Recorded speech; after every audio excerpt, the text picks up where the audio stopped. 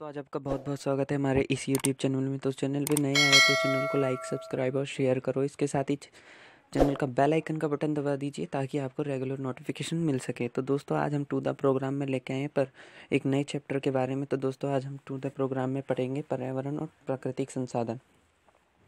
पर्यावरण प्लस ऊपरी आवरण, वह आवरण जो वनस्पति तथा जीव जंतुओं को ऊपर से ढके हुए हैं। प्राकृतिक संसाधन, प्रकृति से प्राप्त मनुष्य से के उपयोग के साधन। वर्तमान वैश्विक राजनीति में पर्यावरण का ह्रास एक गंभीर समस्या एवं चिंतन का विषय बनकर उभरा है, जिसका मुख्य कारण कृषि भूमि की कमी, चारागाह एवं मत्स्य भंडार का अपक्षय, जलीय प्रदूषण एवं जल की कमी। इसके साथ ही चारागाह एवं मत्स्य भंडार का अपक्षय, जलीय प्रदूषण, जल की कमी, वनों की कटाई जिसके कारण समाप्त होती है जैव विविधता, ओजोन परत की हानि तथा समुद्र तटीय इलाकों में बढ़ता प्रदूषण है। पर्यावरण के ह्रास एवं प्राकृतिक विनाश से संबंधित समस्या। सर्वप्रथम एक विद्युत समूह क्लब और रोम ने 1972 में लिमिट्स टू ग्रोथ नामक प्रकाशित एक बुक में प्रकट किया। संयुक्त राष्ट्र संघ पर्यावरण कार्यक्रम UNEP सहित अनेक अंतर्राष्ट्रीय संगठनों में पर्यावरण से जुड़ी समस्याओं पर सम्मेलन कराए और इस विषय पर अध्ययन को बढ़ावा देना शुरू किया। पृथ्वी सम्मेलन 1992 में संयुक्त राष्ट्र संघ का पर्यावरण और विकास के मुद्दे पर केंद्रित सम्मेलन ब्राजील के रियो डी जेनेरियो में हुआ।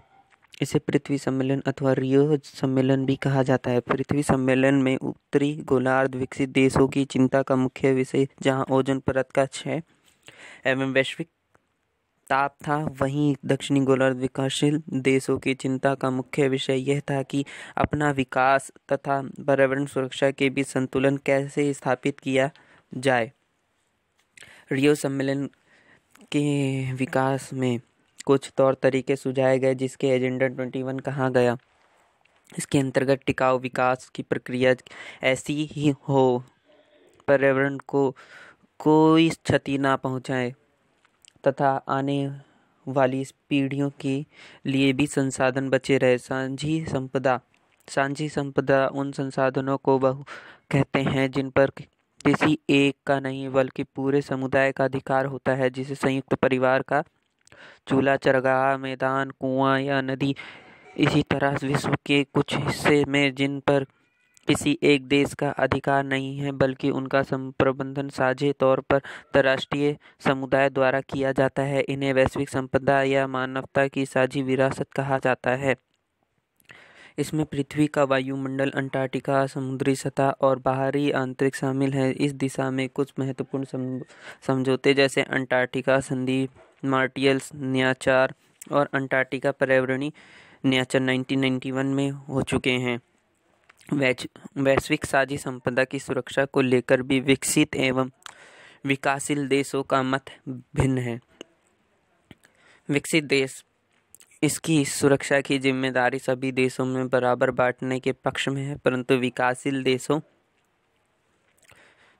दो आधारों पर विकसित देशों की नीति का विरोध करते हैं। पहला ये है कि साझी संपदा को प्रदूषित करने में विकसित देशों की भूमिका अधिक है। दूसरा यह है कि विकासशील देश अभी विकास की प्रक्रिया में है। अंततः साझी संपदा की सुरक्षा के संबंध में विकसित देशों की जिम्मेदारी भी अधिक होनी चाहिए तथा विकासशील देशों की जिम्मेदारी कम होनी चाहिए। साझी संपदा की सुरक्षा के संबंध में 3 प्रयास अंतर्राष्ट्रीय सुरक्षा के लिए किए गए हैं। रियो घोषणा पत्र 1992, धरती की पारिस्थितिक तंत्र की सुरक्षा के लिए विभिन्न देश आपस में सहयोग करें। UNFCCC 1992 इस संधि को स्वीकार करने वाली देश अपनी क्षमता के अनुरूप पर्यावरण अपक्षय में अपनी में हिस्सेदारी के आधार पर साझी परंतु अलग अलग जिम्मेदारी निभाते हुए पर्यावरण की सुरक्षा करेंगे। क्योटो प्रोटोकॉल 1997 इसके अंतर्गत औद्योगिक देशों के लिए ग्रीन हाउस गैसों के उत्सर्जन को कम करने के लिए लक्ष्य निर्धारित किए गए हैं। भारत में ने भी पर्यावरण सुरक्षा के विभिन्न कार्यक्रम मुंह के माध्यम से अपना योगदान की दिया है। 2002 क्योटो प्रोटोकॉल पर हस्ताक्षर एवं उसका अनुमोदन 2005 में G8 देशों की बैठक में विकसित देशों द्वारा किया जा रही ग्रीन हाउस गैस उत्सर्जनों में कमी पर जोर। नेशनल ऑटो फ्यूल पॉलिसी के अंतर्गत वाहनों में स्वच्छ ईंधन का प्रयोग। 2001 में ऊर्जा संरक्षण अधिनियम पारित किया गया। 2003 में बिजली अधिनियम में नवीकरण ऊर्जा के इस्तेमाल को बढ़ाया गया। भारत में बायोडीजल से संबंधित एक राष्ट्रीय मिशन पर कार्य चल रहा है। भारत सार्क के मंच पर सभी राष्ट्रों द्वारा पर्यावरण की सुरक्षा पर एक राय बनाना चाहता है। भारत में पर्यावरण की सुरक्षा एवं संरक्षण के लिए 2010 में राष्ट्रीय हरित प्राधिकरण (NGT) की स्थापना की गई। भारत विश्व का पहला देश है जहां अक्षय ऊर्जा के विकास के लिए अलग मंत्रालय है। कार्बन डाइऑक्साइड उत्सर्जन में प्रति व्यक्ति कम योगदान अमेरिका 16 टन, जापान 8 टन, चीन 6 टन तथा भारत 1.38 टन। पर्यावरण की सुरक्षा को लेकर विभिन्न देशों की सरकारों के अतिरिक्त विभिन्न देशों के भागों में सक्रिय पर्यावरणीय कार्यकर्ताओं ने अंतर्राष्ट्रीय एवं स्थानीय स्तर पर कई आंदोलन किए, जैसे दक्षिण Mexico, Chile, Brazil, Malaysia, Indonesia, Africa और भारत के वन आंदोलन। ऑस्ट्रेलिया में खनिज उद्योगों के विरोध में आंदोलन। इसके साथ ही थाईलैंड, दक्षिण अफ्रीका, इंडोनेशिया, चीन तथा भारत में बड़े बांधों के विरोध ने आंदोलन, जिनमें भारत का नर्मदा बचाओ आंदोलन प्रसिद्ध है। संसाधनों की भू राजनीति। यूरोपीय देशों के विस्तार का मुख्य कारण अधीन देशों का आर्थिक शोषण रहा है। जिस देश के पास जितने संसाधन होंगे, अर्थव्यवस्था उतनी ही मजबूत होगी। इमारती लकड़ी। पश्चिम के देशों में जलपोतों के निर्माण के लिए दूसरे देशों पर बने वनों पर कब्जा किया ताकि उनकी नौसेना मजबूत हो और विदेश व्यापार बढ़े। तेल भंडार। विश्व युद्ध के बाद उन देशों का महत्व बढ़ा जिनके पास यूरेनियम और तेल जैसे संसाधन थे।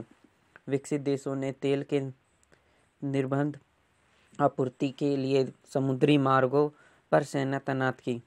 जल। पानी के नियंत्रण एवं बंटवारे को लेकर लड़ाइयाँ हुई, जैसे जॉर्डन नदी के पानी के लिए 4 राज्य दावेदार हैं: इजराइल, जॉर्डन, सीरिया एवं लेबनान।